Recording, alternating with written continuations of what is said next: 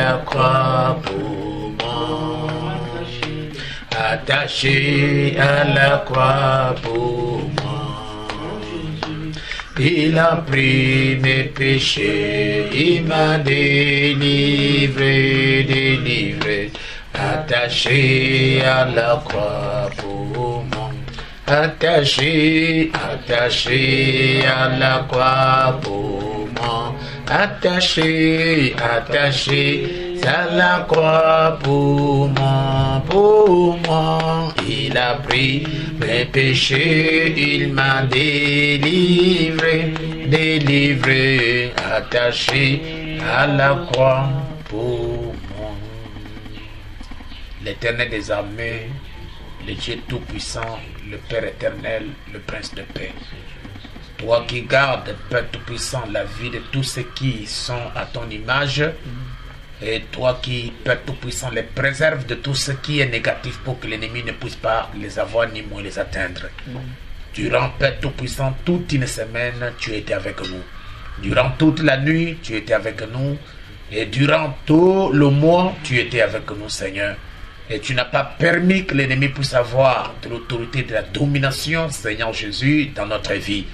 Et ce matin, par ta grâce qui dépasse toutes choses, tu nous as crié parmi tant de gens qui sont morts. Parce que si nous souffrons nos radios, nos télévisions, il y a tellement de morts dans le monde, les uns par des accidents, les autres tués par des crimes. Seigneur Dieu Tout-Puissant, mais tu nous as préservés. Et nous vous disons grandement merci. Parce que si tu ne l'as pas fait, nous ne pouvons pas être aujourd'hui ici, Père Tout-Puissant, pour parler de toi. Mais c'est toi qui l'as fait. Puisses-tu, Seigneur, recevoir la gloire, l'honneur, l'élévation, les louanges au siècle des siècles. Et nous vous demandons de vivre encore une fois de plus dans notre vie pour que nous soyons un témoignage pour tous ceux qui nous regardent et tous ceux qui nous entourent. Seigneur Dieu Tout-Puissant, ce matin où ta religion a été prouvée comme étant la vraie, nous vous demandons de pouvoir ressusciter nos cœurs de toute vie indigne, de toute vie impie, pour que Jésus-Christ, notre Dieu, nous puissions être des représentants du Dieu vivant dans cet âge où l'ennemi a pris tellement de l'emprise, Père Tout-Puissant, sur les gens. Et notre Seigneur, ceux qui prétendent être des chrétiens, alors qu'à l'intérieur de leur cœur, ils ne le sont pas. Nous vous demandons, Seigneur Dieu Tout-Puissant, parce que tu ne manques jamais de témoins sur la terre, fais que nous soyons des témoins de Dieu. Pas seulement en parlant, mais Père Tout-Puissant en vivant et en manifestant la parole.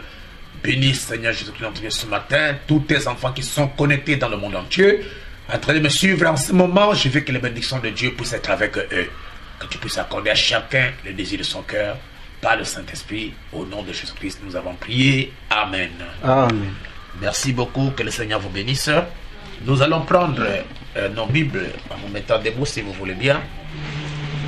J'aimerais lire 3 passages de la Bible.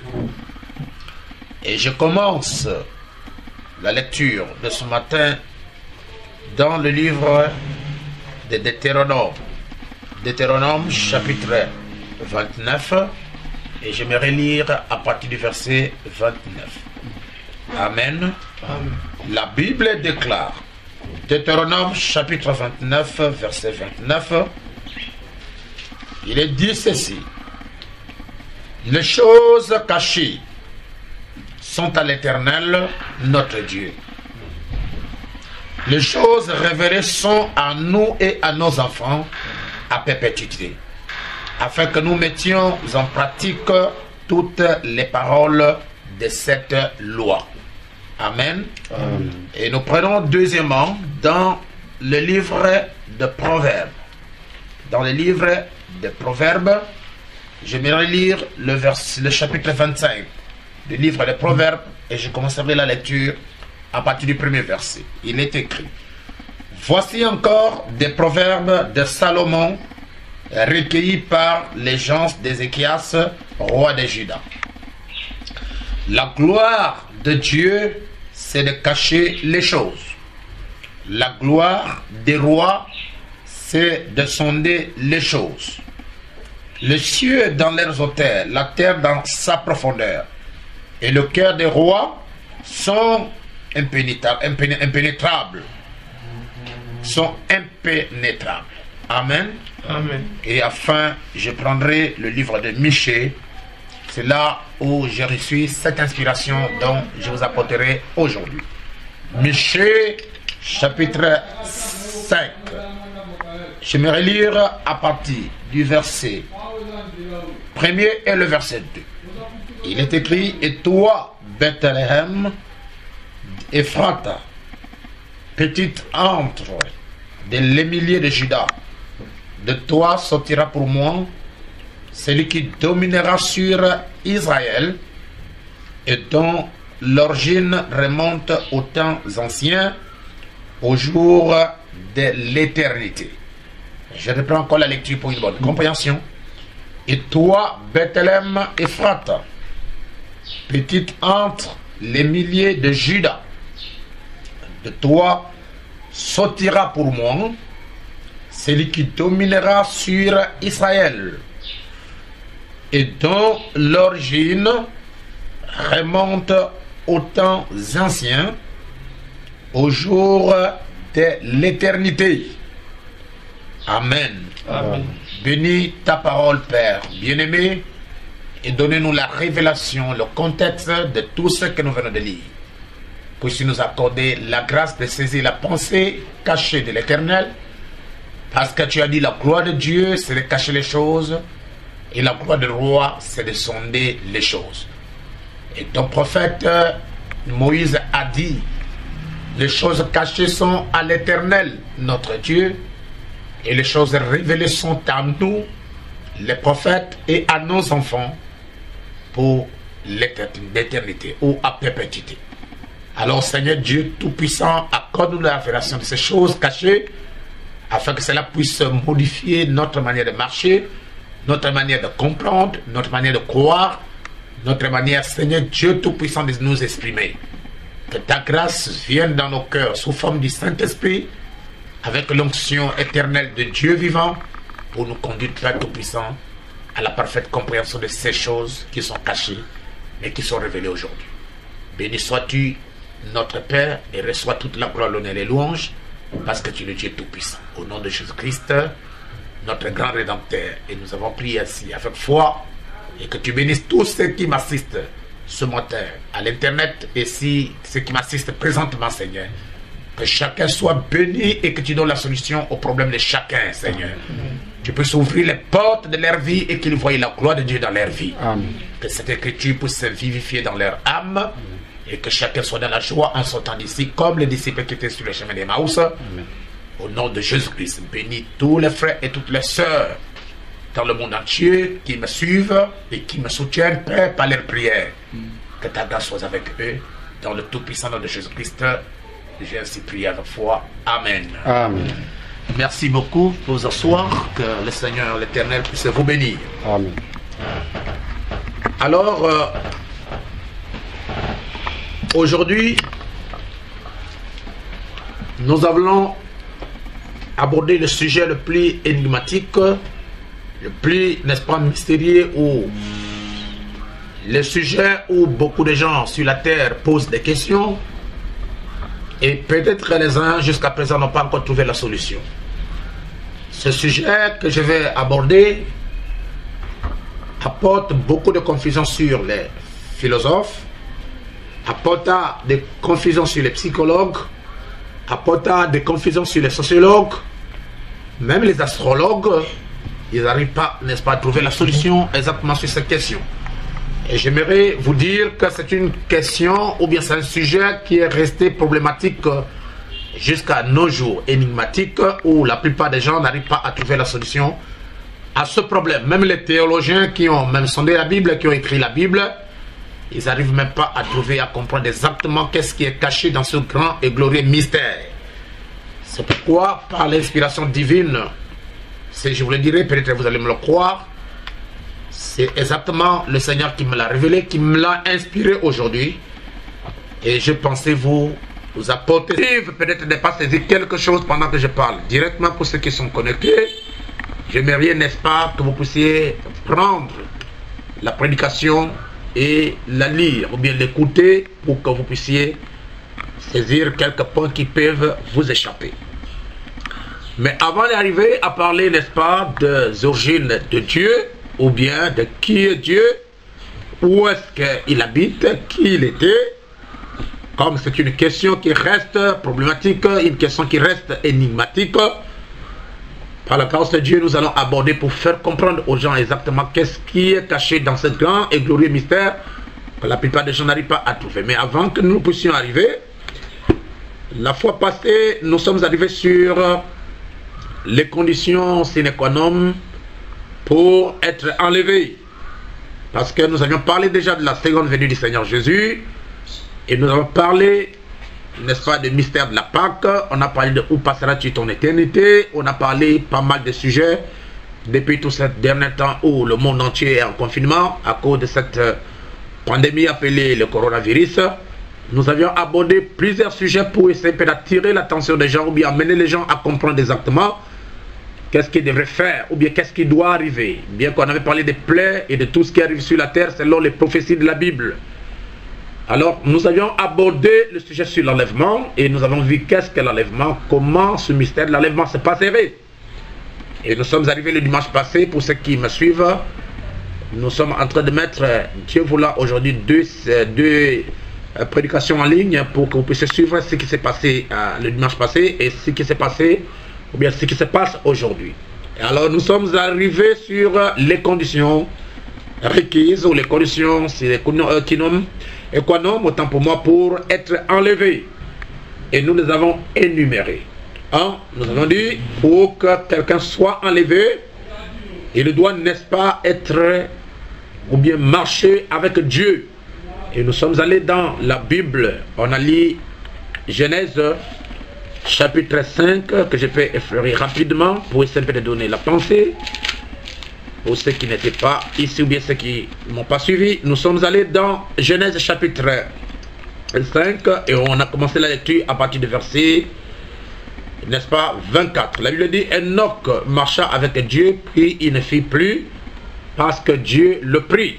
Et lorsque nous sommes allés dans le livre des Hébreux chapitre 11, nous avons compris que l'apôtre Paul a donné des détails, des explications détaillées sur l'expression Enoch marcha avec Dieu et Dieu le prit. Nous sommes allés au verset 4. La Bible dit, c'est par la foi qu'Abel offrit à Dieu un sacrifice plus excellent que celui de Caïn. C'est par elle qu'il le fit déclarer juste, Dieu approuvant ses offrandes, et c'est par elle qu'il parle encore, quoique mort. Verset 5, c'est par la foi qu'Enoch fut enlevé. Et là-bas, dans la Genèse, Moïse a dit, parce que c'est lui qui a écrit la Genèse, il a dit qu'il a marché avec Dieu et Dieu l'a pris. Dieu le prit, ou bien Dieu l'enleva. Mais lorsque Paul, qui est le plus grand interprète de la Bible, de l'Ancien Testament, quand il est arrivé, il a donné des détails sur ce qui s'est passé sur la vie d'Enoch. Il a dit, c'est par la foi qu'Enoch fut enlevé pour qu'il ne vit point la mort. Et qu'il ne parut plus parce que Dieu l'avait enlevé. Car avant son enlèvement, voilà, il avait reçu le témoignage qu'il était agréable à Dieu. Et il fut enlevé. Nous avons vu, n'est-ce pas, pour être enlevé, il faut que le croyant, la personne qui a la parole, la personne qui prétend être chrétien, puisse, n'est-ce pas, marcher avec Dieu. Et je vous ai donné des détails que pour marcher avec Dieu, cela ne veut pas dire que Dieu doit être à tes côtés et que tu marches avec lui comme tu marches avec un ami. Ce n'est pas ça. Parce que Dieu est esprit, il faut que ceux qui l'adorent, l'adorent en esprit et en vérité. En d'autres termes, marcher avec Dieu, comme la Bible dit, Enoch a marché avec Dieu. Dieu s'était incarné dans Enoch. Dieu s'était fait chair dans Enoch. Dieu s'était voilé dans Enoch. Dieu s'est caché dans le cœur d'Enoch sous forme de la parole et sous forme de l'esprit. Comme Enoch vivait dans la sanctification et dans la pureté, ce Dieu se réjouissait du jour le jour afin de demeurer dans ce grand prophète.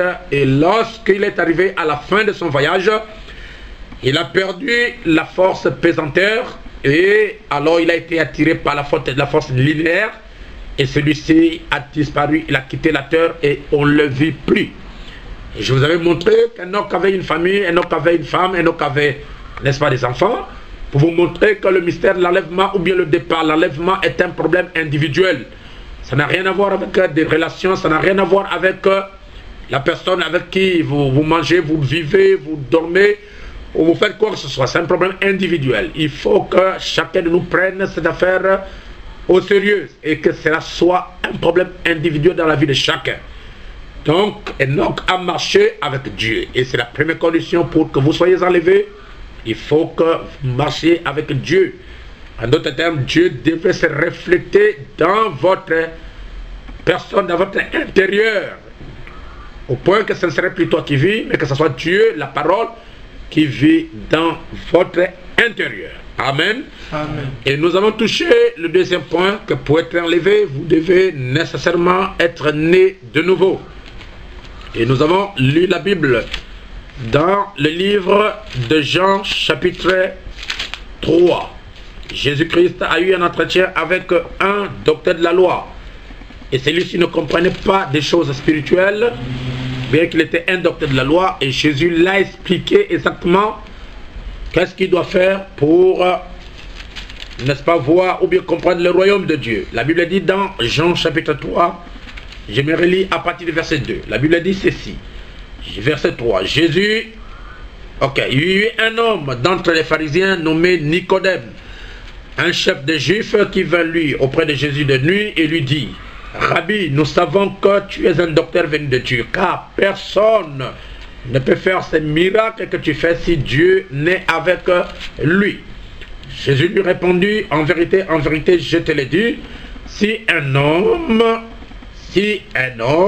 amen, ne naît de nouveau, il ne peut voir le royaume de Dieu. Voir ici, ça veut dire comprendre. En d'autres termes, il ne peut pas comprendre le royaume de Dieu. Et le royaume de Dieu n'est pas visible, c'est un royaume invisible. Pour que vous puissiez voir cela, il faut que nécessairement que vous soyez né de nouveau. Jésus lui répondit, en vérité, je te l'ai dit, si un homme ne naît de nouveau, il ne peut voir le royaume de Dieu. Nicodème lui dit, comment un homme peut-il naître quand il est vieux? Peut-il rentrer dans le sein de sa mère et naître? Verset 5, Jésus répondit, en vérité, en d'autres termes, absolument, je te le dis, ou bien je te le déclare, si un homme ne naît d'eau et d'esprit, il ne peut entrer dans le royaume de Dieu. Ce qui est né de la chair est chair, ce qui est né de l'homme est homme, et ce qui est né de l'esprit est esprit. Ne t'étonne pas que je t'ai dit, il faut que vous naissiez de nouveau. Vous voyez qu'au verset 6, au verset 7, Jésus-Christ en a fait une obligation. Il faut. Quand on dit il faut, ça veut dire que tu dois faire la chose comme cela est dit. Amen. Amen. Et la Bible déclare qu'il faut naître d'eau et il faut naître d'esprit.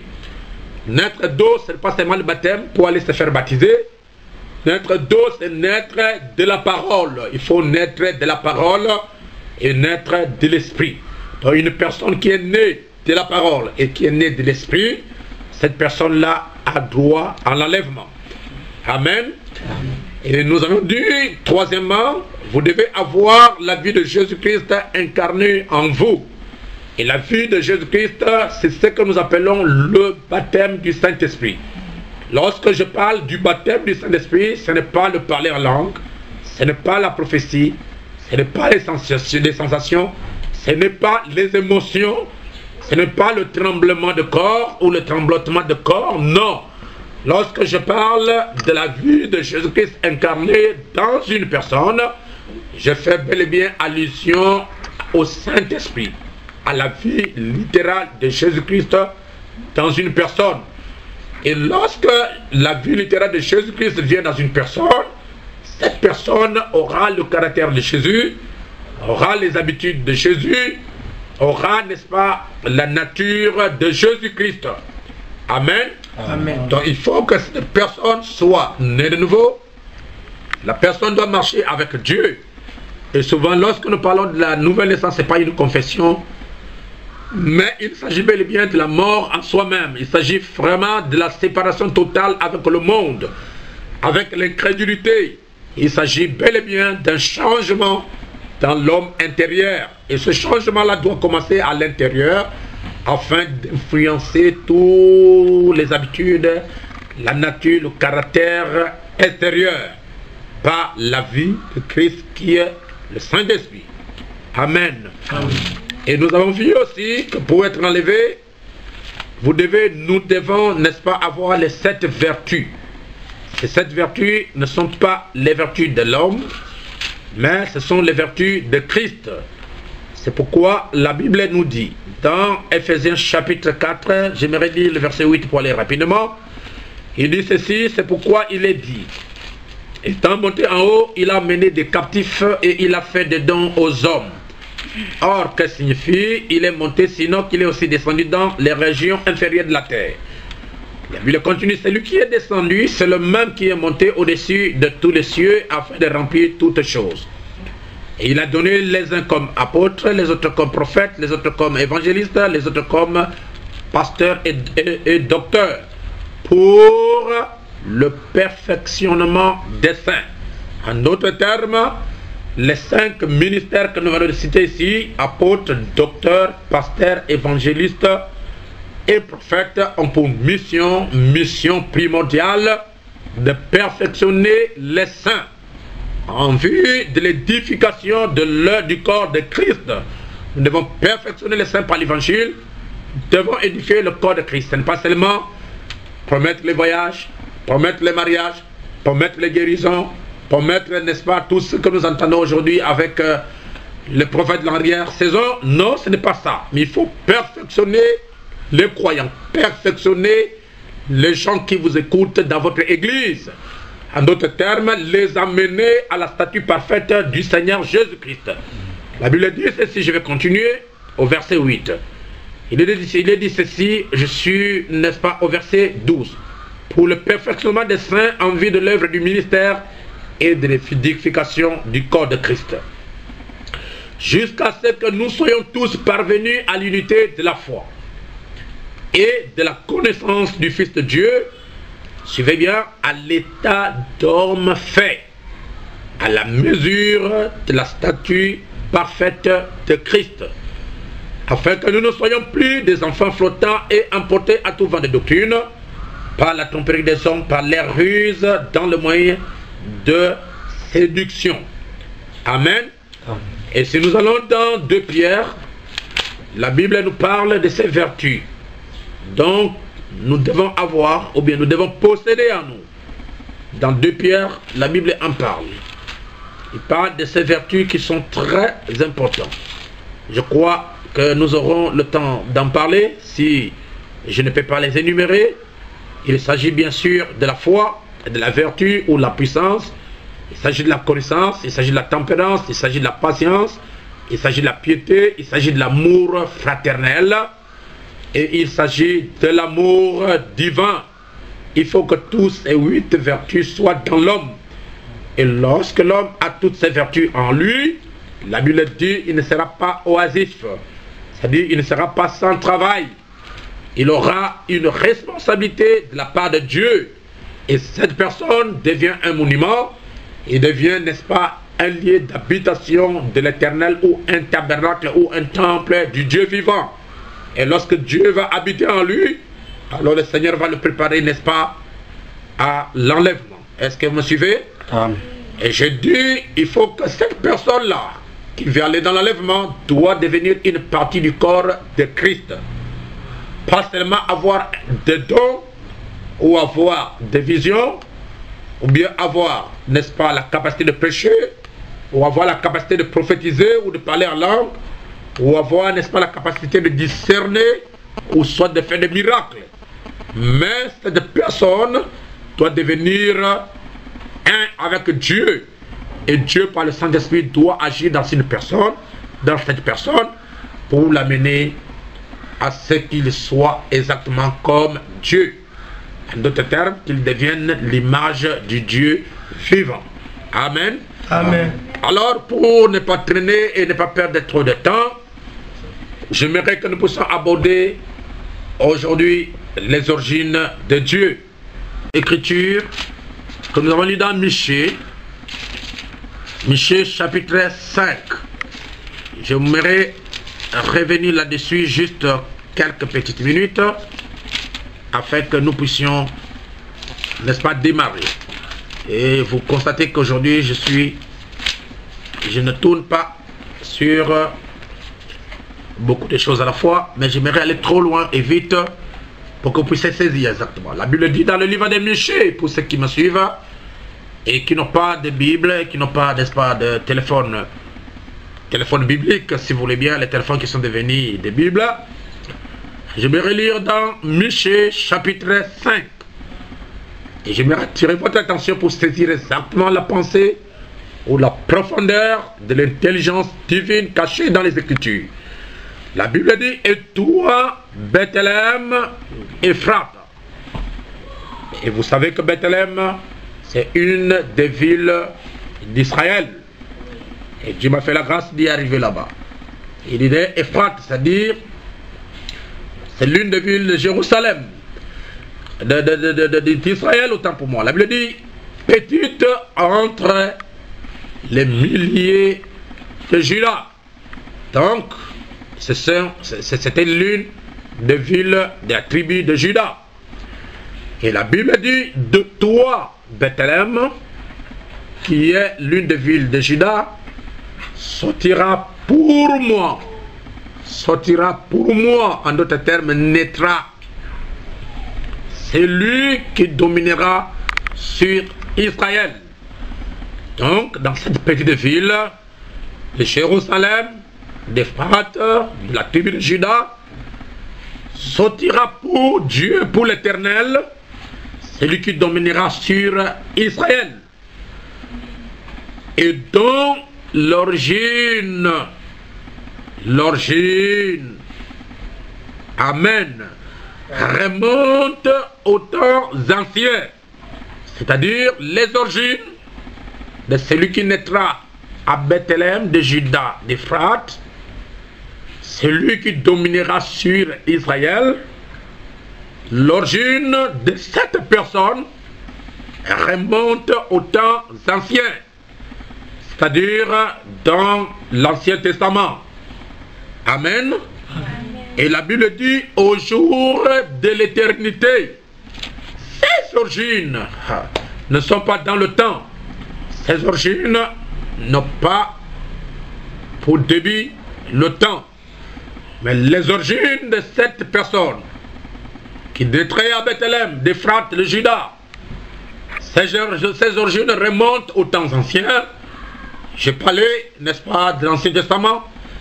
Et la Bible dit: et au jour de l'éternité. C'est-à-dire, ces origines ne sont pas simplement dans l'Ancien Testament, mais les origines de cette personne qui dominera sur Israël remontent aux temps anciens, au jour de l'éternité. Or, l'éternité n'est pas le temps. Ce sont deux choses différentes. Les origines de cet homme n'est pas dans le temps, mais ces origines remontent aux temps anciens, au jour de l'éternité. Lorsque nous parlons au jour de l'éternité, il s'agit avant la naissance de toutes choses, avant la création de toutes choses, avant le commencement et le début de toutes choses. Les origines de cette personne qui naîtrait à Bethléem de Juda, d'Ephrata, remontent aux temps anciens, au jour de l'éternité. Alors, comme nous avons compris que les origines de cette personne remontent au jour de l'éternité, je me trouverai quand même, n'est-ce pas, faible de pouvoir prêcher dans le temps. C'est pourquoi je vous demanderai que vous puissiez, n'est-ce pas, vous disposer à voyager avec moi dans l'éternité, parce que nous devons splitter pour comprendre et saisir exactement qui est cette personne dont les origines remontent aux temps anciens, au jour de l'éternité. Et qui était-il là-bas dans l'éternité? Comment il est devenu Dieu? Comment il a créé toutes choses? Et comment aujourd'hui il a créé le monde? Et comment enfin il a créé les humains? Parce que nous ne pouvons pas croire à notre existence si nous ne croyons pas, ou bien si nous ne comprenons pas, ou bien nous ne saisissons pas l'existence, ou bien les origines de Dieu. Est-ce que quelqu'un peut me donner un amen? Amen. Lorsque nous aurons compris les origines de Dieu. Qui est Dieu? Comment il vit? Quand est-ce qu'il était devenu Dieu? Et comment il existe? Alors nous comprendrons la création du monde, nous comprendrons la création de la terre, et nous comprendrons la création des anges, et nous comprendrons aussi la création de l'homme, de l'humain. C'est pourquoi j'avais dit au début, ou bien au préambule, que ce sujet est resté un point d'interrogation dans la vie des gens. Pas seulement des théologiens qui prêchent la parole, mais la vie de tous les scientifiques, des astrologues, des philosophes, des psychologues, même des astronomes, même les gens qui partent, n'est-ce pas, dans les espaces, au-delà de la vie, au-delà des 5 sens, ce mystère reste toujours incompréhensible. Amen. Mais par la grâce de Dieu et par la révélation de la parole de Dieu, nous sommes en possession de ce mystère de qui est Dieu et comment Dieu a commencé. C'est pourquoi avant que je ne puisse y entrer dans ce sujet très épatant pour tous et pour ceux qui nous écoutent, j'aimerais lire la brochure du messager, la vision de Patmos prêchée en 1960, et je lirai à partir du paragraphe 144 pour faire une base sur ce que nous allons construire. Là, le prophète ou le messager dit: la plus grande de toutes les révélations, c'est celle de la divinité suprême de notre Seigneur Jésus-Christ. Amen. Le plus grand mystère et la plus grande révélation de toutes les révélations que nous pouvons avoir sur nos biens en possession, n'est-ce pas? C'est le grand mystère de la divinité suprême de notre Seigneur Jésus-Christ.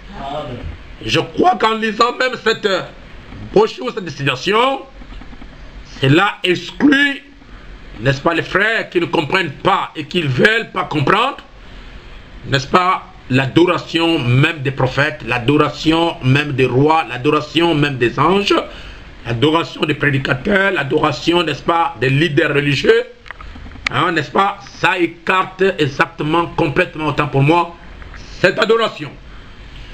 La plus grande révélation de toutes les révélations, c'est celle de la divinité suprême de notre Seigneur Jésus-Christ. Pas la divinité suprême de Moïse, pas la divinité suprême d'Adam, pas la divinité suprême d'Abraham, pas la divinité suprême de William Branham, pas la divinité suprême de n'importe quel prophète. Non, c'est la plus grande révélation de toutes les révélations, c'est la révélation de la divinité suprême de notre Seigneur Jésus-Christ. Le prophète William Branham dit notre Seigneur Jésus-Christ, c'est-à-dire son Seigneur Jésus-Christ. C'est pour vous dire qu'il n'est pas Dieu et il ne le sera pas. Et il continue de dire que vous ne ferez pas un pas de progrès tant que vous n'aurez pas cru à cela. Amen. Amen. Vous ne pouvez pas prospérer, vous ne pouvez pas faire un pas de progrès tant que vous ne croyez pas à la révélation de la divinité suprême de notre Seigneur Jésus-Christ. Est-ce que vous pouvez me donner le meilleur de votre amen? Amen. Vous ne pouvez pas prospérer, vous ne pouvez pas faire un progrès, vous ne pouvez pas avoir des succès, avoir l'élévation, avoir, n'est-ce pas, les bénédictions, si vous ne croyez pas premièrement, ou si vous ne croyez pas ipso facto à cette révélation. C'est la divinité suprême de Jésus-Christ. Vous devez savoir qui il est quand vous entendez cette voix. La même voix qui a retenti au mont Sinaï, la même voix qui a retenti au sommet au mont Sinaï, la même voix qui a retenti à la montagne de la transfiguration, la même personne, quelqu'un qui ressemblait à un fils de l'homme. Eh bien, dans la brochure L'âge de Thyatire, prêché toujours en 60, paragraphe 47, eh bien, nous voyons ici que chaque fois qu'il traite avec un âge de l'Église, il se présente en utilisant l'un de ses divins noms. Nous trouvons donc là que la première de toutes les révélations, c'est la divinité suprême de Jésus-Christ. Je suis celui qui était, qui est et qui vient, comme Jésus l'a dit dans Apocalypse. Je suis le premier et le dernier, le Dieu Tout-Puissant. Voyez-vous, la première révélation de toutes les révélations, c'est la révélation de la divinité suprême de notre Seigneur Jésus-Christ. Et dans Apocalypse chapitre 4, Jean avait entendu la voix qui lui disait, Jean monte. Et il dit qu'une porte s'est ouverte au ciel. Et il a commencé à voir des choses. Et le messager dit, Jean se retourna pour voir qui lui parlait. Pour commencer, il se présentait à lui. Paragraphe 132 de l'âge de Philadelphie, prêché en 60. Une porte était ouverte à Jean dans Apocalypse 4. Qu'est-ce que cette porte qui s'est ouverte pour que Jean puisse monter et voir? Le messager dit, cette porte, c'était la révélation de la divinité suprême de Jésus-Christ. L'Assemblée dit Amen. Vous pouvez aussi dire Amen? Amen. Pas comme une deuxième personne de la Trinité, mais comme Dieu lui-même, fait chair et habita parmi nous. Amen. Amen. C'est la première de toutes les révélations. Lorsque les gens qui sont venus avant nous ont rencontré Dieu dans la Bible, avant que Dieu ne puisse leur parler, avant que Dieu ne puisse les utiliser, Dieu s'est révélé d'abord à ces gens-là en dévoilant qui ils étaient. Nous prenons la Bible dans Exode. Exode chapitre 3, et j'aimerais lire à partir du verset 11. La Bible dit ceci. Voici les cris d'Israël sont venus jusqu'à moi, et j'ai vu l'oppression que leur font souffrir les Égyptiens. Maintenant, va, je t'enverrai auprès de Pharaon, et pour faire sortir d'Égypte les enfants d'Israël. Dieu dit, je serai avec toi, et ceci sera pour toi le signe que c'est moi qui t'envoie. Quand tu auras fait sortir d'Égypte le peuple, vous verrez Dieu sur cette montagne. Moïse dit à Dieu, j'irai donc vers les enfants d'Israël et je leur dirai, le Dieu de vos pères m'envoie vers vous. Mais s'ils me demandent quel est son nom, que leur répondrai-je? Dieu dit à Moïse, en d'autres termes, Dieu est en train de révéler à Moïse sa divinité. Dieu dit à Moïse, je suis celui qui suis. Amen. Amen. Et il ajouta, c'est ainsi que tu répondras aux enfants d'Israël. C'est lui qui s'appelle Je suis, m'a envoyé vers vous. Amen. Amen. Il a donné, il s'est révélé à Moïse en lui montrant le mystère de sa divinité, qu'il est celui qui suit. Lorsque nous allons dans Jean, chapitre 8, nous sommes dans le Nouveau Testament.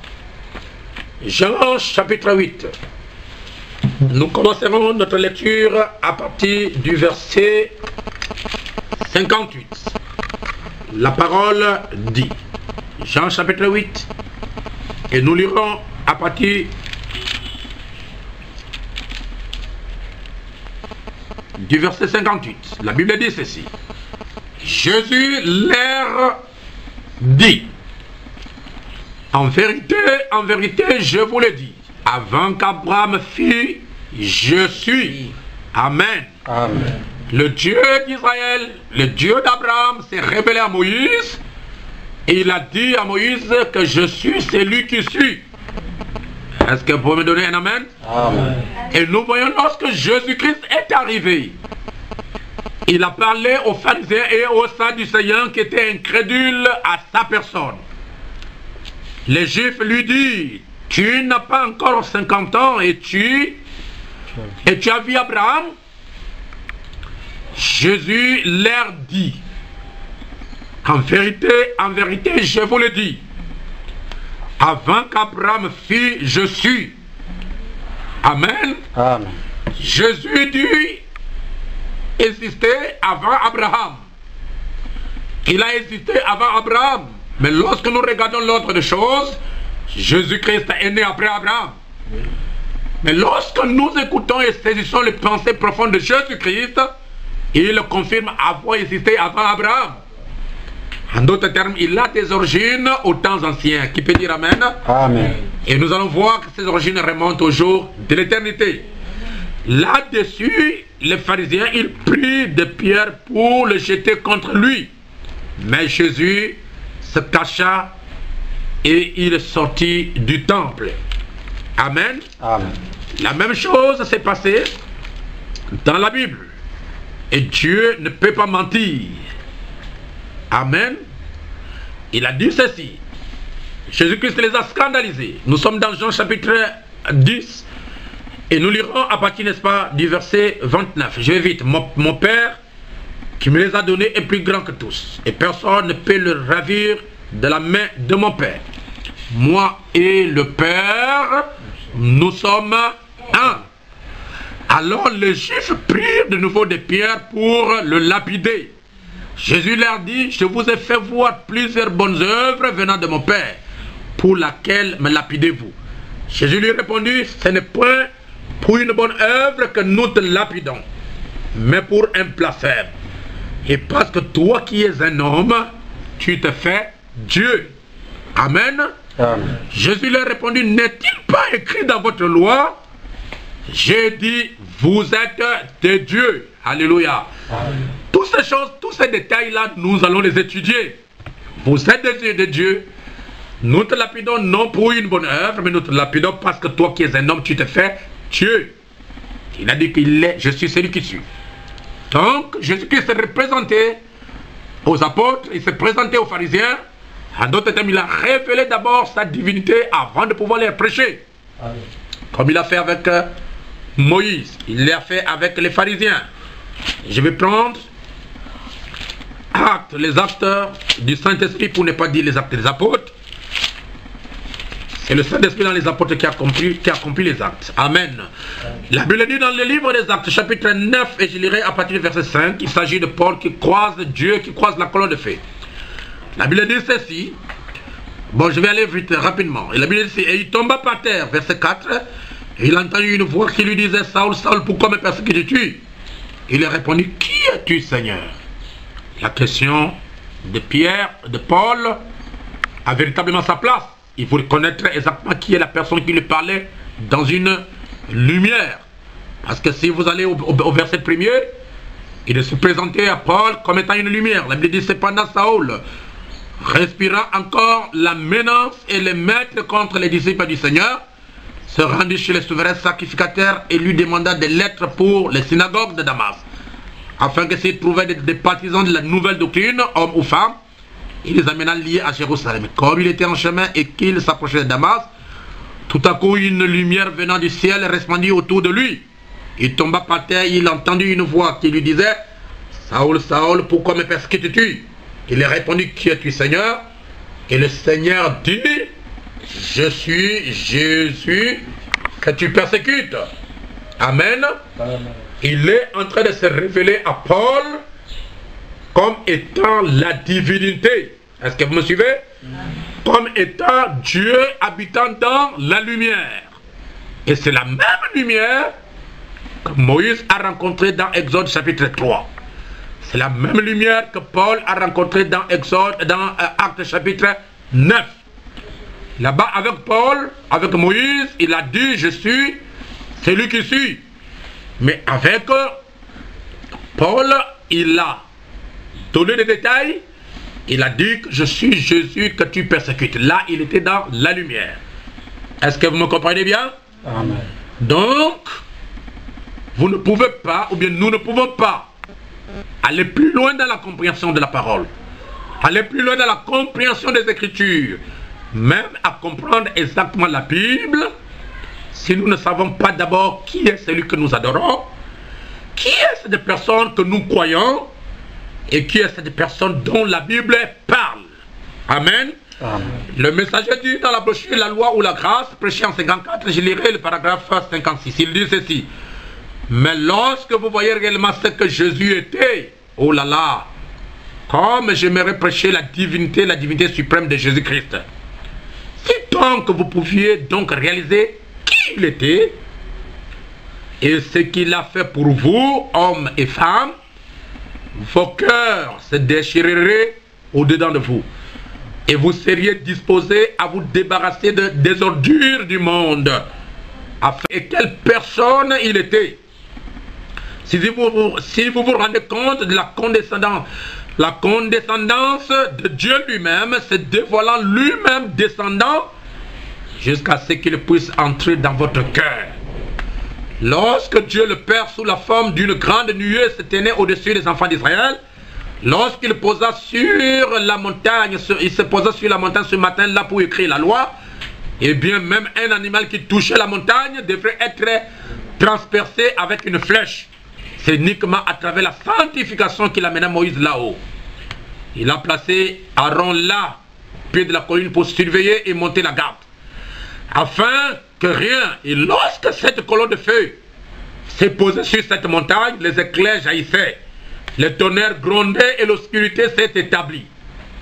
Lorsque Jéhovah Dieu, le créateur de toute l'éternité, s'est tenu au sommet d'une montagne, qu'il avait lui-même créé, une épaisse nuée se forma, il y eut des éclairs et la terre trembla au point que ces Israélites qui se tenaient là dans le camp avec un sacrifice sanglant dit que Moïse parle et non pas Dieu, le Père, que nous nous mourions. Ce même Tout-Puissant, ce grand être s'est humilié et s'est dévoilé lui-même et est entré dans un corps de chair que quiconque pouvait toucher de ses mains. Qu'en est-il en train de faire? Il est en train de revendiquer son chemin, de chercher à entrer dans l'homme.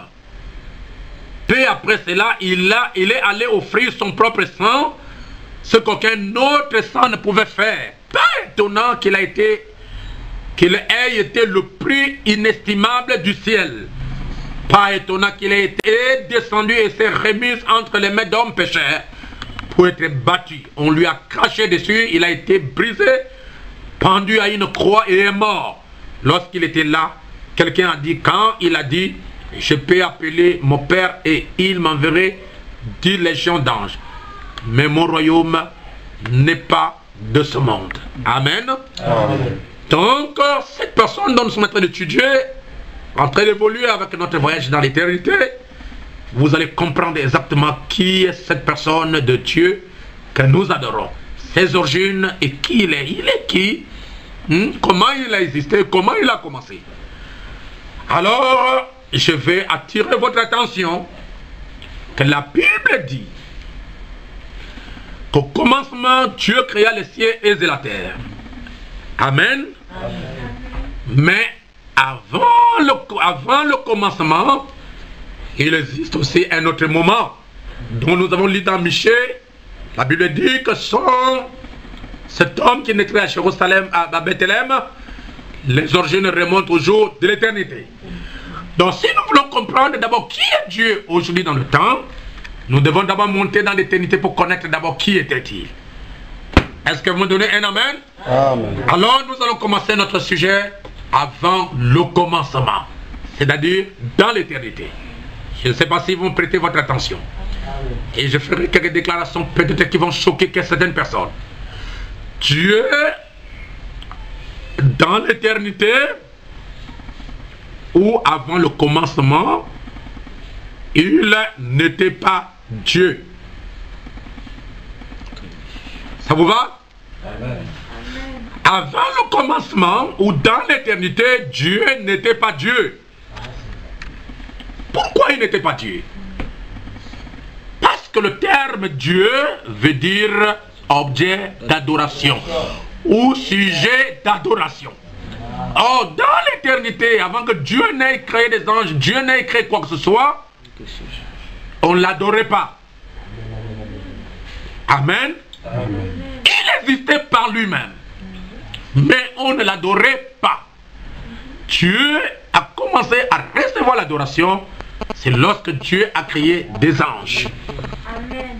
Et les anges se sont mis à son service et les anges ont commencé à adorer Dieu. Donc avant la création des anges, Dieu n'était pas Dieu. Vous me direz, mais pasteur, qui est-ce qu'il était? Le révérend apôtre. Dieu était Elohim. Amen. Et le mot Elohim signifie celui qui existe par lui-même. Amen. Donc il n'était pas Dieu, mais il était Elohim. Dieu, c'est sujet d'adoration. Dieu, c'est quelque chose qu'on adore, quelque chose qu'on vénère. Amen. Amen. Mais puisqu'il n'y avait aucune personne, aucun ange, aucune créature, il ne pouvait pas être adoré. Alléluia. Amen. Mais il était adoré d'une manière spirituelle parce qu'en lui, il y avait ses attributs. Gloire à Dieu. C'est pourquoi la Bible nous parle quand Dieu créa le ciel et la terre. N'est-ce pas, où étais-tu, Job, quand les étoiles du matin poussaient les cris de joie? Et il poussait les cris de joie dans le Père. Amen. Donc, avant le commencement, Dieu n'était pas Dieu. Il était Elohim. Ce qui signifie celui qui existe par lui-même. Et le terme, ou bien le mot hébreu d'Elohim, c'est J, V, H, V. Un nom mystérieux. Un nom qu'on n'a pas pu déchiffrer. Il s'appelait J, V, H, V. Qui signifie Jéhovah ou Elohim. En d'autres termes, c'est lui qui existe par lui-même. Est-ce que vous me suivez? Amen. Amen. Et ce Dieu-là qui n'existait pas lui-même, ce Dieu-là qui était JVHV, plus tard, les témoins de Jéhovah ont ajouté les voyelles entre J et V, ils ont ajouté O. Entre V et H, non, entre J et V, ils ont ajouté E. Entre V et H, ils ont ajouté O. Et entre H et V de la fin, ils ont ajouté A pour former Jéhovah. Est-ce que vous me suivez? Amen. Mais l'étymologie originale du mot Jéhovah, ce n'était pas Jéhovah, mais c'était J-V-H-V, qui signifie Elohim, qui signifie Adonai. Alléluia. Amen. En hébreu, bien sûr. Alors, cette personne, cet être-là, je crois que je donnerai une grande leçon aux théologiens, pas seulement les théologiens, mais même aux philosophes. Cet être-là était esprit. Pourquoi il est esprit? Parce qu'on ne le voyait pas. Comme il n'existe pas lui-même, il n'était pas tangible. Il était invisible. Quelque chose, ou bien une personne. Je ne peux pas josifier Dieu quand même. Je veux dire quelqu'un qui existe par lui-même. Cette personne-là, le JVHV, Elohim Adonai, était esprit. Pourquoi? Parce qu'on ne le voyait pas, il n'était pas tangible. Et cette personne-là était un feu puissant. Amen. Amen. Il était, en d'autres termes, un feu dévorant qui habitait tous les attributs et les qualités suprêmes impartageables de Dieu. En lui, cette personne appelée HVH, n'est-ce pas, HVHV, Elohim, Adonai, était d'abord un esprit. Et cet esprit était invisible. Cet esprit était puissant. Cet esprit était un feu puissant et un feu dévorant, en qui habitaient tous les attributs et toutes les qualités suprêmes et impartageables de la divinité. Et pendant qu'il existait dans l'éternité, nous sommes dans l'éternité, vous me suivez? Il n'y avait pas d'atome, il n'y avait pas de soleil, il n'y avait pas de la lune, il n'y avait pas des étoiles, il n'y avait pas de planètes, il n'y avait pas de cieux, il n'y avait pas de terre, il n'y avait pas des anges. Amen. En d'autres termes, il était le commencement de toute vie. Amen. Amen. Donc avant que quoi que ce soit ne soit manifesté sur la terre, cet être-là existait par lui-même. Amen. C'est pourquoi on l'appelle Elohim. Et il avait en lui les qualités et les attributs impartageables. Il les gardait en lui. Rien n'a été créé, rien n'a existé, et rien n'existait, il était seul. Mais en lui, cette grande fontaine d'esprit, cette grande fontaine de l'esprit, n'est-ce pas, cette grande fontaine de l'esprit appelée la divinité, avait 7 couleurs qui l'animaient, qui sont les 7 couleurs de l'arc-en-ciel. N'est-ce pas? C'est ça, cette grande fontaine, n'est-ce pas, de Dieu. Il y avait personne à ses côtés. Pas d'ange, pas de cieux, pas de terre, pas de planète. Et il comblait ce grand vide que vous appelez vide, que les philosophes, n'est-ce pas, appellent le néant. Mais je vais vous dire que ce n'était pas le néant. Parce que le néant, c'est quelque chose qui n'existe pas. Mais Dieu existait. Mais il était caché dans cet espace qui comblait toute l'éternité. En d'autres termes, il était lui-même l'éternel. C'est lui qui n'a ni commencement, qui n'a ni fin, qui n'a ni début de jour, ni fin de vie. Il était éternel et il était Dieu, il était, n'est-ce pas, Elohim. Est-ce que vous me suivez? Amen. Il n'y avait même pas de temps. Il n'y avait pas de saison. Il n'y avait pas, n'est-ce pas, la nature, la créature. Mais toutes ces choses qui devaient se manifester dans le temps étaient cachées en lui, dans l'attribut du Créateur. Ce Dieu, chers amis, chers frères, chères sœurs, était l'invisible. Donnez-moi un amen. Amen. Deuxièmement, il était l'inconnu. Amen. Et il était l'infini. C'est pourquoi l'inconnu, c'est quelque chose qu'on ne connaît pas. Amen. Et l'infini, c'est quelque chose qui n'a pas de fin. Amen. Le grand inconnu, le grand infini, le grand invisible, l'Esprit de Dieu, l'Elohim, Adonai, c'est Dieu-là. Il était seul. Amen. Amen. Ce Dieu seul qui habitait dans cette, n'est-ce pas, immense invisible, était ce que nous appelons l'existant. Amen. Mais dans cet existant, qu'on appelle Elohim, qu'on appelle Adonai, qu'on appelle, n'est-ce pas, Elohim, celui qui existe par lui-même, il y avait dans cet existant des existables. Je ne sais pas si vous me suivez bien. Amen. Dans cet existant, cet esprit invisible, cet esprit, n'est-ce pas, cette couleur, cette fontaine de la divinité, il existait quelque chose, bien qu'il était inconnu, invisible et infini. Mais ce Dieu-là était l'existant parce qu'il existait. Et dans cet existant, il y avait des existables. Et dans ces existables, il y avait des lois éternelles. Et ce sont des lois de reconnaissance et le droit de retrouvailles cachées dans Elohim. Je ne sais pas si vous me comprenez bien. Amen. Dans cet existant qui est Dieu, qui est Elohim, qui est inconnu, qui est infini, il y avait des existables. Ce sont des termes théologiques que vous pouvez chercher. Dans cet existant, il y avait des existables.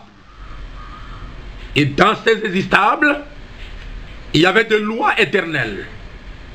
Et ces lois éternelles sont des lois de reconnaissance, reconnaître la vérité, reconnaître Dieu, et des lois de retrouvailles qui sont cachées dans Elohim.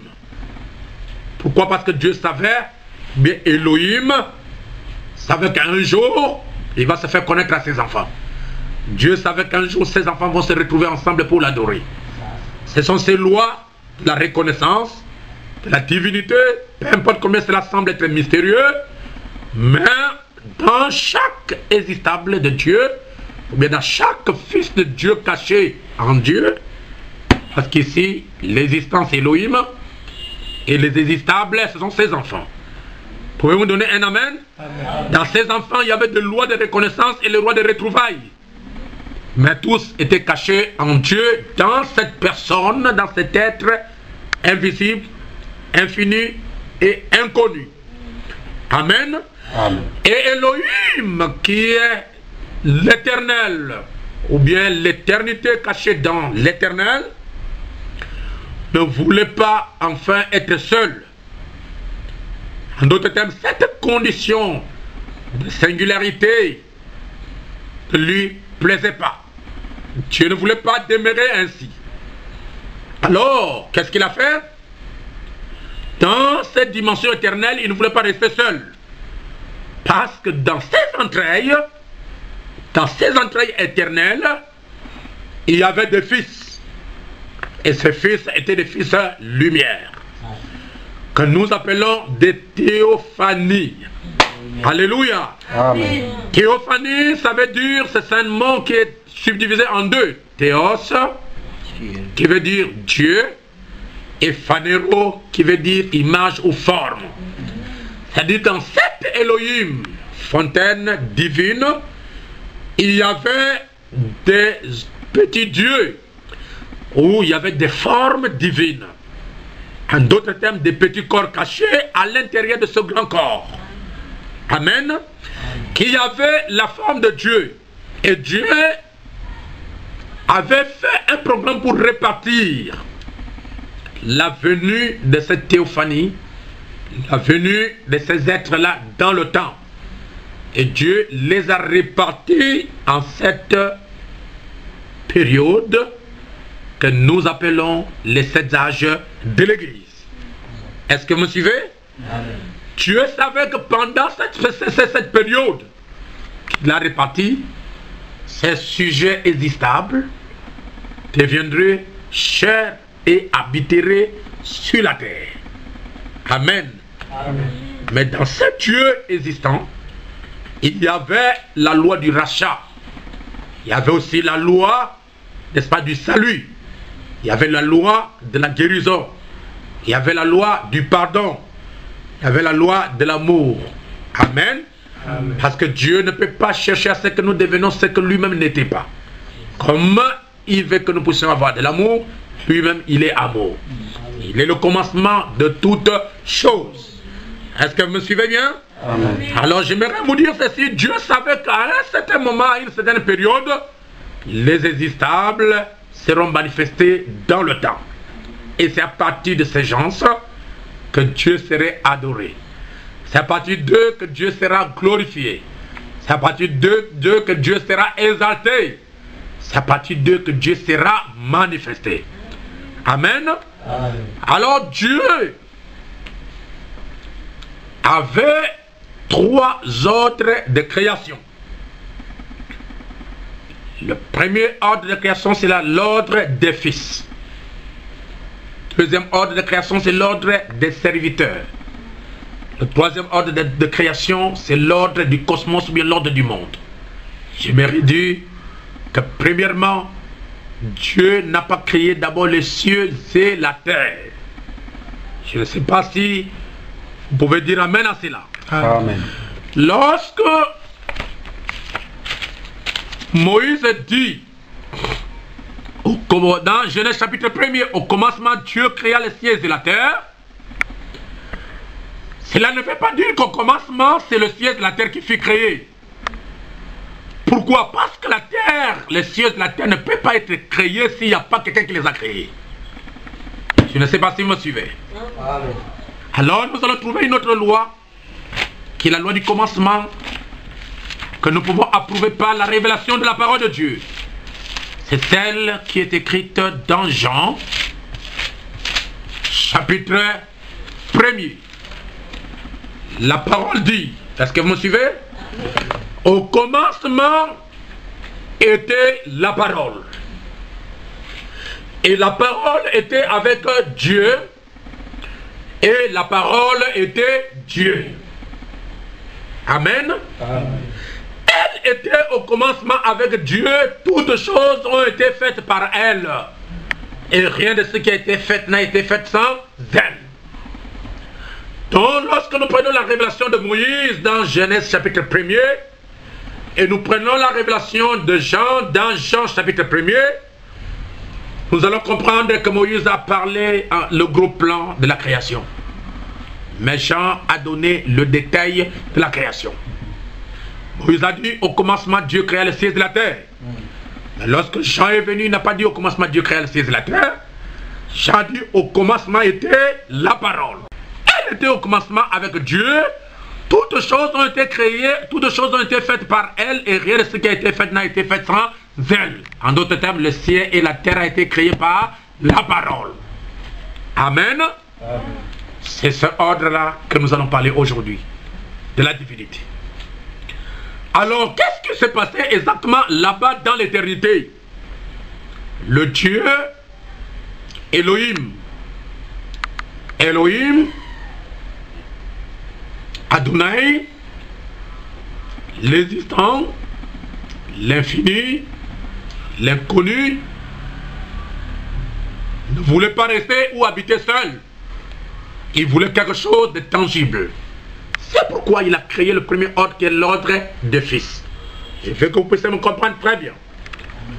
Dieu, la fontaine de l'esprit, cet être-là surnaturel, cet être-là invisible, cet être-là infini, cet être-là inconnu, qui avait en lui les attributs et les qualités impartageables, voulait maintenant créer quelque chose. Et Dieu, Elohim, s'est mis en rotation. Dieu, l'esprit,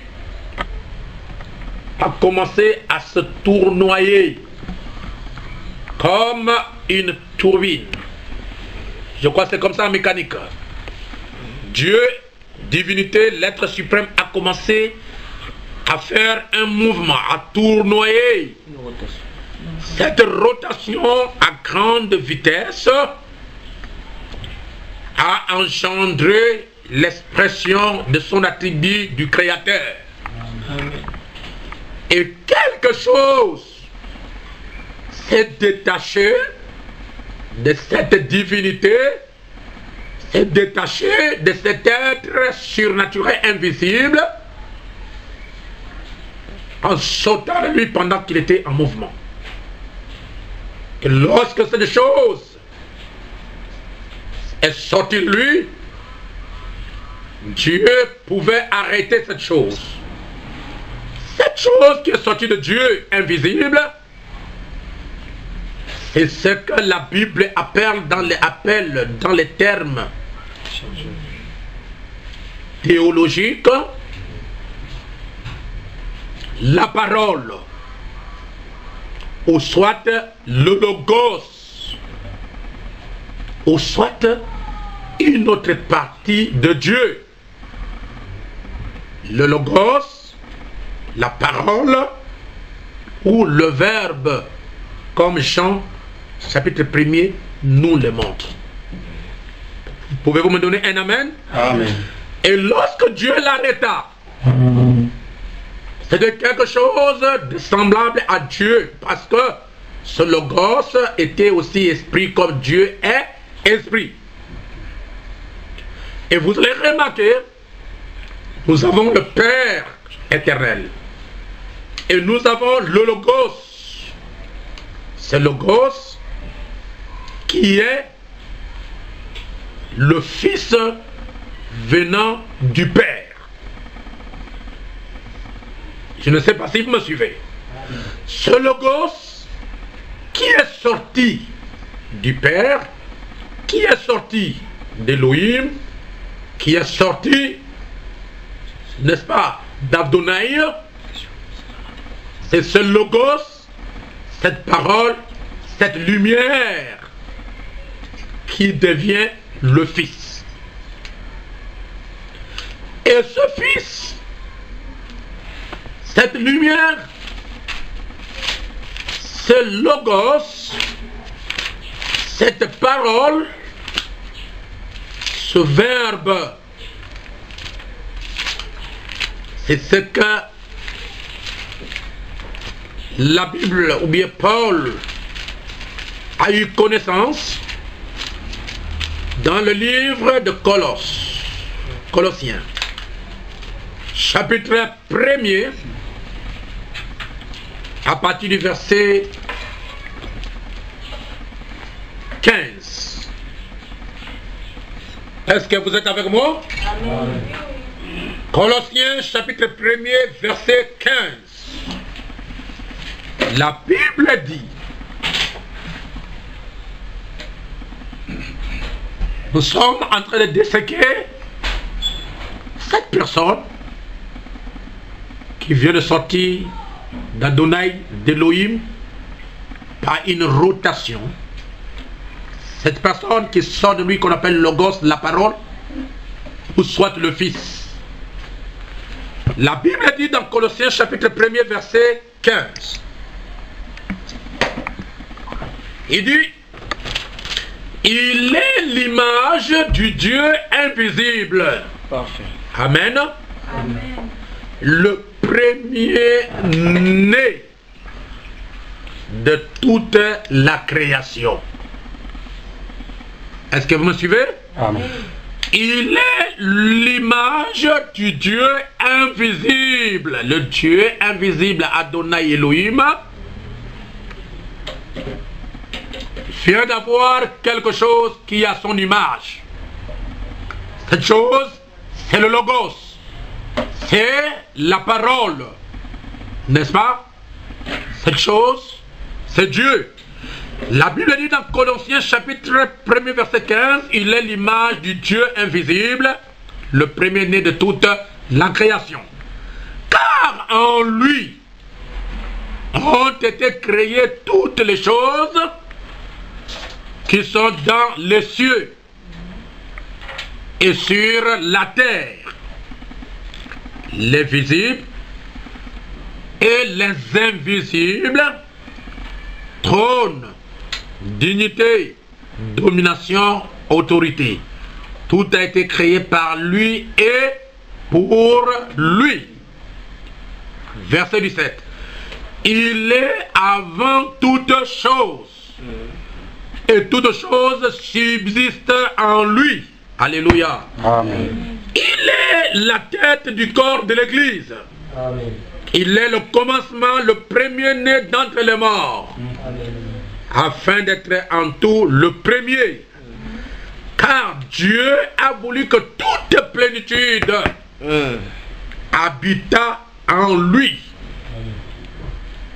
Et il a voulu par lui réconcilier tout avec lui-même, tant ce qui est sur la terre que ce qui est dans les cieux, en faisant la paix par lui, par le sang de sa croix. Vous comprenez très bien? Amen. Comment cette révélation de la divinité est en train de descendre. En d'autres termes, Dieu a quitté sa forme de Esprit éternel, il a créé un fils qu'on appelle la parole Logos, qui est la lumière. Est-ce que vous me suivez? Amen. Et dans cette lumière qui vient d'être créée, qui est le Fils, en d'autres termes, Dieu en miniature, il ne pouvait pas rester tous deux dans l'éternité parce que Dieu voulait nous révéler quelque chose dans ce mystère de la création. Qu'est-ce que Dieu a fait? Chers amis, chers frères, chers prédicateurs, chers évangélistes, vous ne pouvez pas avoir de succès dans votre ministère ou bien aller plus loin avec Dieu si vous ne connaissez pas ou ne comprenez pas exactement le mystère de l'activité de sa personne. Donc nous voyons là-bas Dieu esprit dans l'éternité, nous voyons le Logos qui vient de créer. Les deux ne peuvent pas exister. C'est pourquoi le Dieu esprit, l'être spirituel invisible, s'est condensé ou bien s'est déversé dans son fils le Logos, qu'on appelle la lumière. Donc le fils, le Logos, la lumière, et le Père, l'Esprit, sont devenus un. Lorsqu'ils sont devenus un, dans ce Logos, dans cette lumière, cette théophanie de Dieu, habitaient tous les attributs de la divinité. En d'autres termes, le Père est caché dans le Fils. Le Fils et le Père sont devenus un. C'est ce que Dieu allait montrer plus tard. Amen. Amen. Amen. Je crois que tout le monde me comprend très bien. Amen. C'est pourquoi le messager dit, parlant de ce Logos, dans Hébreux chapitre 1er, prêchant 57, paragraphe 126, il dit ceci: pourriez-vous vous imaginer, avant qu'il y ait eu une terre, avant qu'il y ait eu une lumière, avant qu'il y ait eu une étoile et avant qu'il y ait eu quoi que ce soit, pourriez-vous imaginer, il y a eu une grande fontaine qui sort de l'esprit, et de cette fontaine est sorti l'amour le plus pur. En effet, rien d'autre ne pouvait sortir de là sinon l'amour.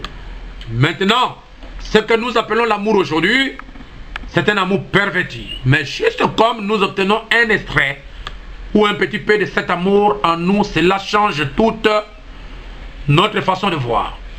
Paragraphe 128. Maintenant, quand ces grandes lumières sortirent, ou ces grands rayons d'esprit, d'amour, la paix, tout ce qu'il y avait, il n'y avait aucune souffrance, il n'y avait aucune haine ni aucune malice.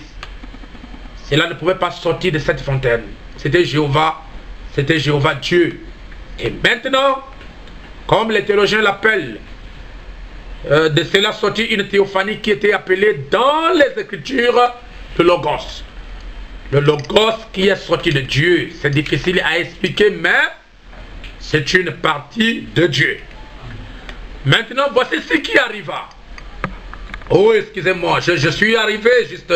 Cela m'amène juste au point où j'aime la chose. Voyez-vous, le Logos est cette grande fontaine de l'esprit, qui n'avait ni commencement, ni fin. Ce grand esprit a commencé à prendre forme dans la création. Et le Logos qui en est sorti, c'était le Fils de Dieu. C'était la seule forme visible que l'esprit ait eue. Et c'était une théophanie, ce qui signifie un corps, et ce corps était comme celui d'un être humain. Amen. C'est ce que la Bible dit, au commencement était la parole. La parole était avec Dieu et la parole était Dieu. Et toutes choses ont été créées ou faites par elle. Rien de ce qui a été fait n'a été fait sans elle. Cette personne du Logos, de la parole, du Verbe, c'est Dieu. Le Dieu invisible est devenu visible, le Dieu invisible est devenu visible, est devenu tangible en prenant une forme qu'on appelle le Logos, ou qu'on appelle la théophanie, qu'on appelle la lumière. Dans cette lumière, dans cette théophanie, il y avait tous les attributs et tout le caractère de Dieu. Est-ce que vous me suivez? Et à partir de lui, alors il a commencé maintenant à créer les choses. Est-ce que vous me suivez? Mais dans cette théophanie, il y avait encore des autres fils qui étaient cachés. Mais ils ne pouvaient pas être manifestés en ce temps-là. Ils attendent leur temps, leur moment pour être manifestés. Amen. C'est à partir de ce moment-là que Dieu a commencé à créer. Et là, nous tombons dans ce que Moïse a dit dans Genèse 1. Au commencement, Dieu créa les cieux et la terre. D'ailleurs, quand la Bible dit les cieux et la terre, ce n'est pas les nuages et ce n'est pas cette terre. La terre était informe et vide. C'est-à-dire, il n'y avait rien qui existait. En d'autres termes, la terre ou bien la terre était ce que nous appelons dans les termes théologiques tohu bohu. C'est-à-dire un vide, n'est-ce pas, un néant où il n'y avait absolument rien. Amen. Mais la Bible dit qu'il y avait les eaux qui remplissaient, n'est-ce pas, toute la surface de la terre. Donc la terre existait. Mais sous les eaux, je veux dire, la terre existait. Mais au-dessus de la terre, il y avait les eaux. En d'autres termes, vous ne pouvez pas voir la terre parce que la terre était cachée sur les eaux. Pour que la terre devienne visible, il faut que les eaux puissent sécher. Amen. Amen. Pour que les eaux puissent sécher, il a fallu que ce Dieu esprit puisse descendre pour couver la terre comme une poule qui est en train de couver. C'est ce que la Bible dit. Au commencement, Dieu créa les cieux et la terre. Si nous allons dans Colossiens chapitre 1er, la Bible dit il est l'image du Dieu invisible, le premier-né de toute la création. En d'autres termes, le Dieu Elohim avait déversé dans cette lumière logos, le verbe ou la théophanie, toutes ses attributs et qualités intransigeables. Et le Fils tangible et le Père invisible sont devenus un dans un corps appelé la parole, appelé la lumière, appelé Melchisedec. Et le Dieu tout-puissant, pour cacher cette divinité, il avait environné ça dans une lumière qu'on appelle la gloire de Shekinah. Alléluia. Amen. Dans cette gloire de Shekinah, il y avait cette divinité qui a commencé de l'éternité jusqu'au commencement. Et Dieu l'a encerclé avec une grande lumière inaccessible qu'on appelle la gloire de Shekinah. Et à l'intérieur, il y avait tous les attributs de Dieu. Et c'est celui-là qui est le créateur. Amen. Il est Dieu. Bien que c'est une lumière, il peut apparaître pour devenir visible. Et il peut, n'est-ce pas, disparaître pour devenir invisible. Alléluia. Amen. Donc la Bible nous dit, ce Dieu qui était au commencement, j'aimerais que nous puissions lire la Bible. Dans Hébreux, chapitre 7. Hébreux, chapitre 7. Je ne pense pas que vous êtes fatigué. Si vous êtes fatigué, je vais arrêter. Nous continuerons prochainement, ok? Dans Hébreux, chapitre 7. C'est encore la fin. Non, on continue. On peut continuer. La Bible dit qu'en Hébreux chapitre 7, premier verset. En effet, ce Dieu invisible, le Logos manifesté, on l'appelle maintenant Melchisedec. Est-ce que vous me suivez? Amen. Donc Melchisedec n'est rien d'autre qu'Adonai. Melchisedec c'est Elohim. Melchisedec c'est cet être invisible là, qui n'avait ni père, ni mère, ni commencement de vie, ni fin de vie. Et la Bible dit, Hébreux chapitre 7, premier verset. En effet, ce Melchisedec, roi de Salem, ça veut dire roi de paix, sacrificateur du Dieu très haut, qui alla au devant d'Abraham lorsqu'il revenait de la défaite des rois qui le bénit. Et à qui Abraham donna la dîme de tout. Qui est d'abord roi de justice, d'après la signification de son nom. Ensuite, roi de Salem. Melchisedec, ça veut dire roi de justice. Et après, roi de Salem. C'est-à-dire roi de paix. Verset 3. Qui est sans père, sans mère, alléluia, sans sans généalogie, qui n'a ni commencement de jour, ni fin de vie, mais qui est rendu semblable au Fils de Dieu. Ce Melchisedec demeure sacrificateur à perpétuité. Amen. Amen. Melchisedec, c'est Elohim. Pourquoi? Parce qu'il existe par lui-même.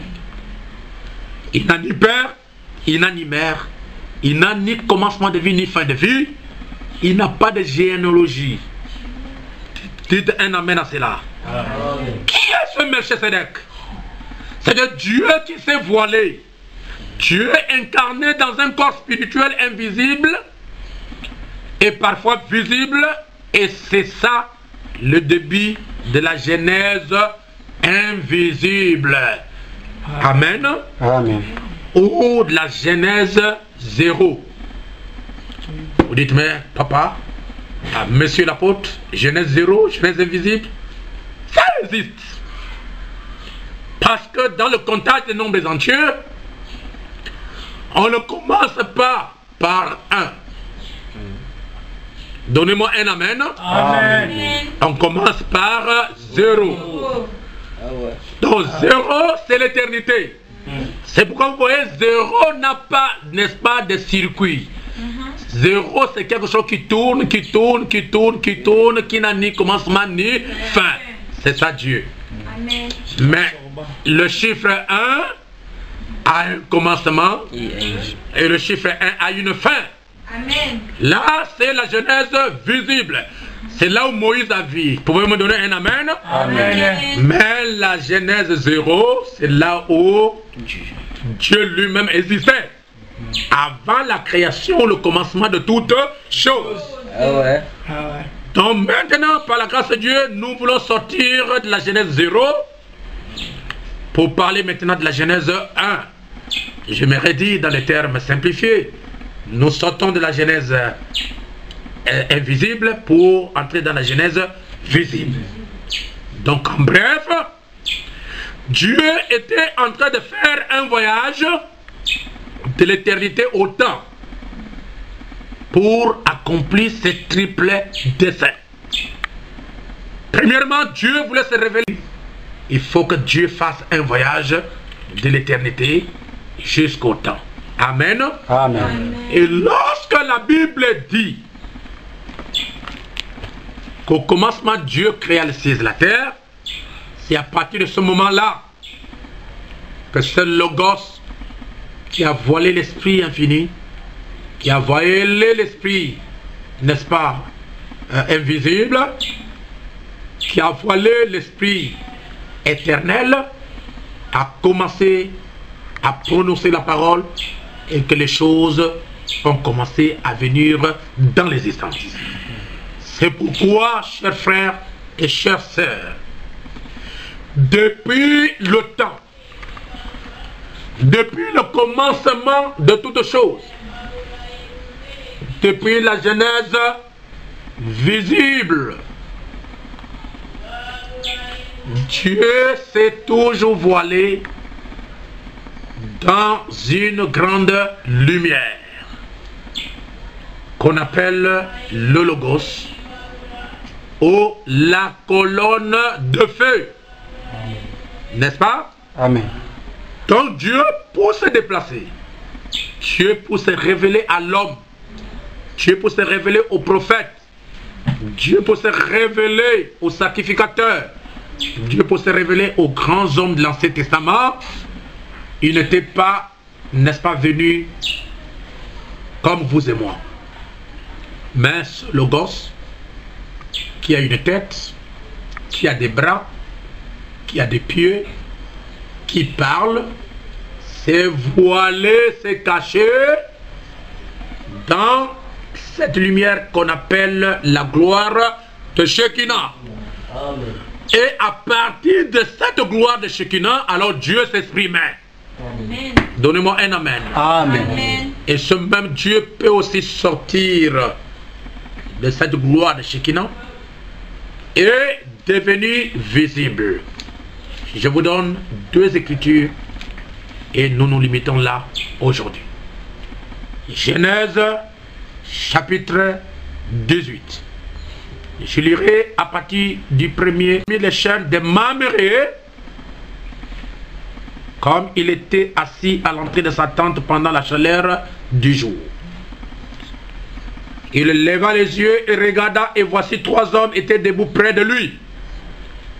Quand il les vit, il courut au-devant d'eux depuis l'entrée de sa tente et se prosternant en terre. Et il dit, Seigneur, Abraham dit, Seigneur, si je trouvais grâce à tes yeux, ne passe point, je te prie, loin de ton serviteur.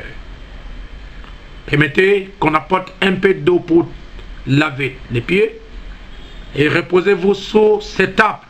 J'irai prendre un morceau de pain pour fortifier votre cœur. Après quoi, vous continuerez votre route. Car c'est pour cela que vous passez près de votre serviteur.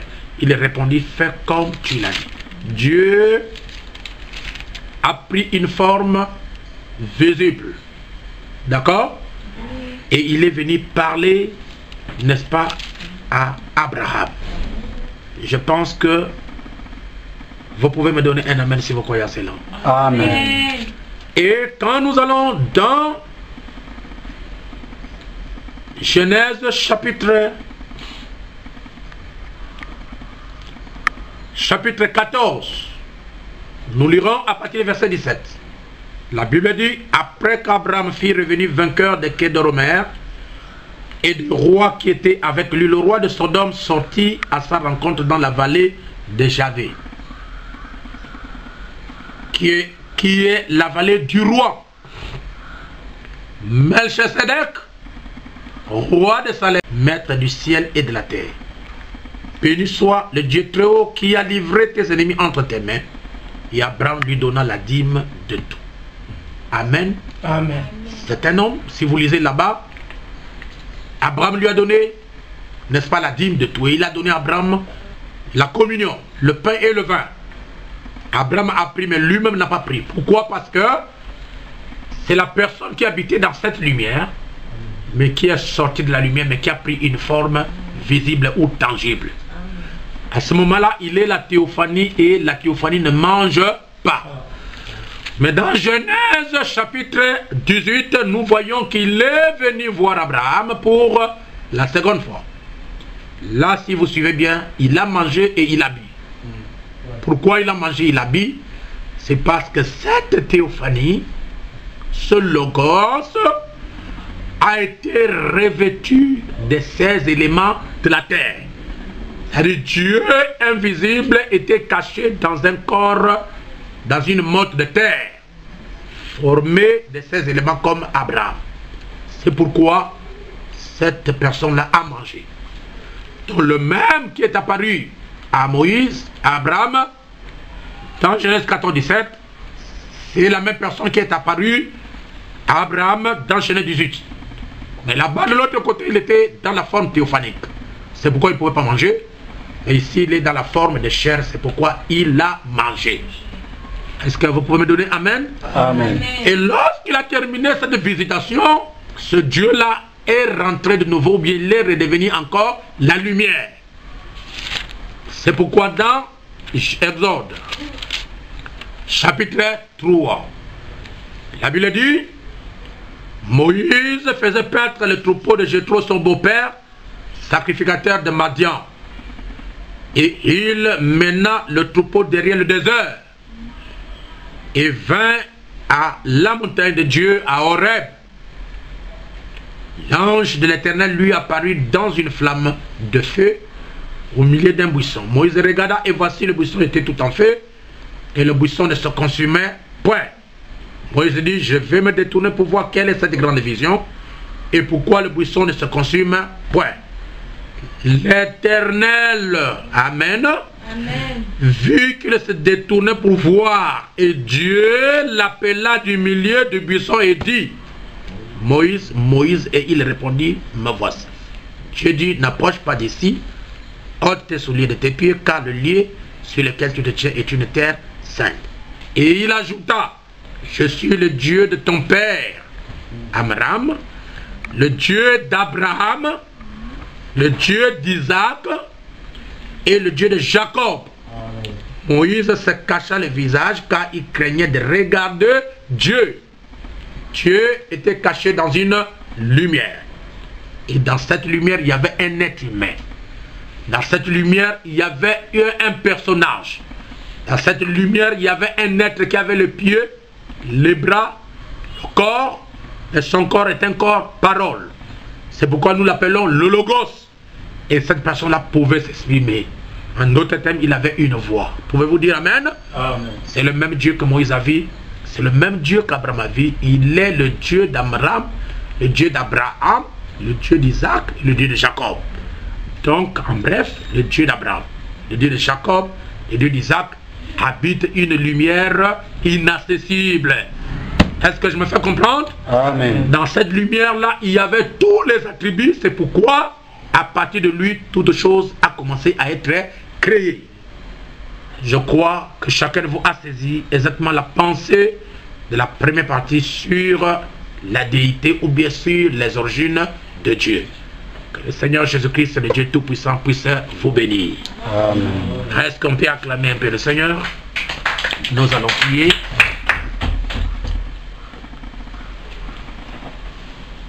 Je l'aime,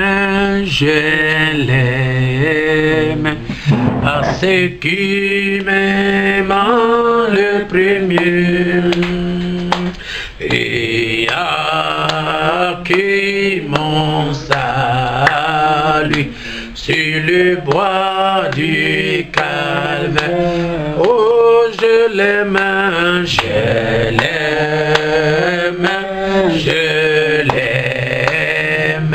Nalingi Yesu, poyalinga kinga ilibosum, asombi bomo inanga, likolo na ekolo sum. Que chacun puisse dire mon Seigneur, Dieu tout-puissant, Dieu qui est au-dessus de tous les dieux, Dieu qui existe par lui-même, le grand Elohim, le grand Adonai. Toi, le grand JVHV, toi qui tiens toutes choses entre tes mains, toi qui as trouvé bon de ne pas demeurer et continuer à habiter seul. Toi, le Seigneur Dieu tout-puissant qui s'est exprimé et qui a su exprimer son attribut de créateur. Et à partir de ton attribut de créateur, tu as manifesté à tout-puissant ton premier fils appelé le Logos. Et Dieu tout-puissant, tu ne t'es pas resté, Seigneur, notre Dieu, dans cette forme, parce que tu veux que toute la gloire, l'honneur, les louanges reviennent à toi. Tu t'es condensé avec ton fils, le Logos, la lumière, la colonne de feu, la théophanie, et tu es devenu personne un. Et à partir de lui, toutes choses avaient commencé à être créées. Seigneur Jésus, nous croyons au Dieu tout-puissant, que tu habites une lumière inaccessible. Toi, le Dieu qui n'a jamais changé et qui ne change pas. Tu habites une lumière inaccessible. Alors que Père, tu as dit 2 ou 3 qui sont réunis à mon nom, je suis au milieu d'eux. Nous vous invitons ici. Nous vous invitons, Père tout-puissant, dans la vie de chacun de tes enfants qui m'écoutent. Je vous invite au Dieu tout-puissant dans les pays où tes enfants m'ont suivi ce matin. Je veux que le Saint-Esprit de Dieu puisse créer une connexion spirituelle, afin que Jésus-Christ ne soit pas simplement la connexion par Internet, mais que cela soit la connexion par le Saint-Esprit, pour que Jésus-Christ, le Dieu tout-puissant, tu puisses, oh Dieu, guérir tous ceux qui sont malades, afin que tu puisses sauver tous ceux qui sont les perdus, afin que tu manifestes ta puissance, ta gloire, dans la vie, Seigneur Jésus-Christ, notre Dieu, de ton peuple. Oh, l'Éternel des armées, le roi de gloire, le Dieu tout-puissant, si tu ne te manifestes pas, comment que nous pouvons y être? Nous avons compris, notre Seigneur, que ce Dieu a toujours existé et il existera toujours. Oh, alors que les gens, les hommes de science, ils sont faits toujours dans la bruyamie au sujet de ta divinité, nous savons que tu es Dieu et nous avons vu ton parcours de l'éternité jusqu'au commencement. Alors reçois toute la gloire, toute l'honneur et toutes les louanges, parce que cet être qui était invisible est devenu visible. Il a pris la forme où l'homme peut le toucher, l'homme peut le voir.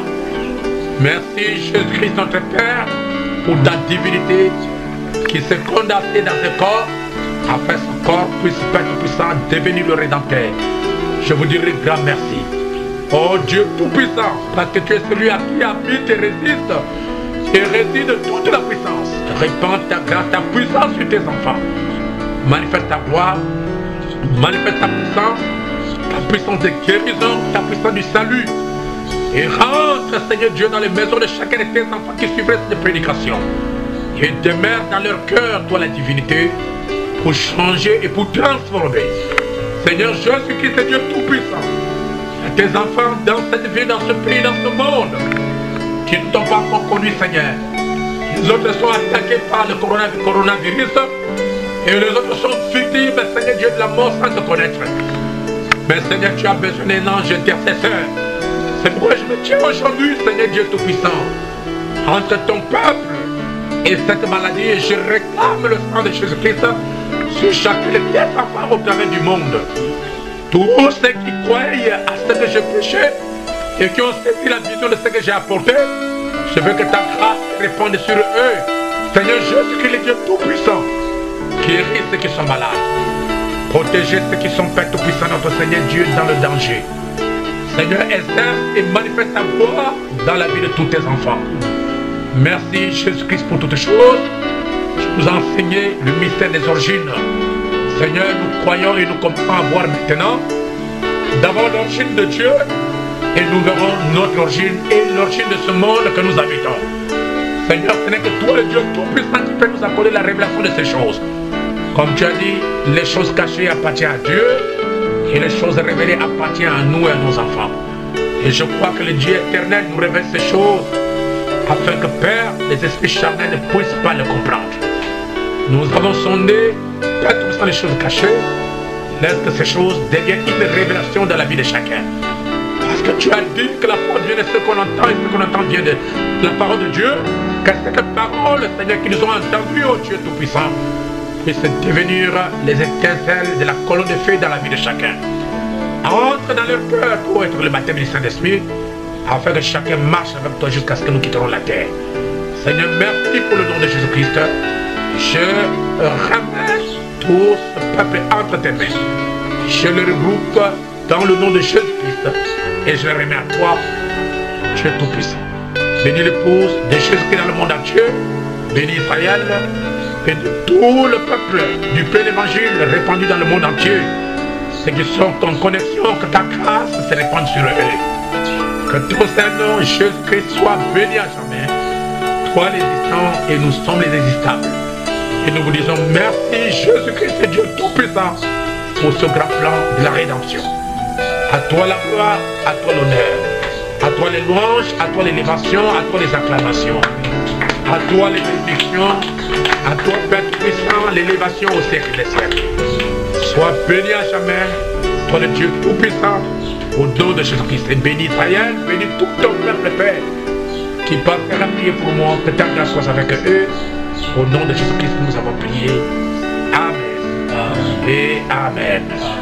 Merci Seigneur Jésus-Christ. Dieu vous bénisse et bonne journée à tous. Merci. Amen.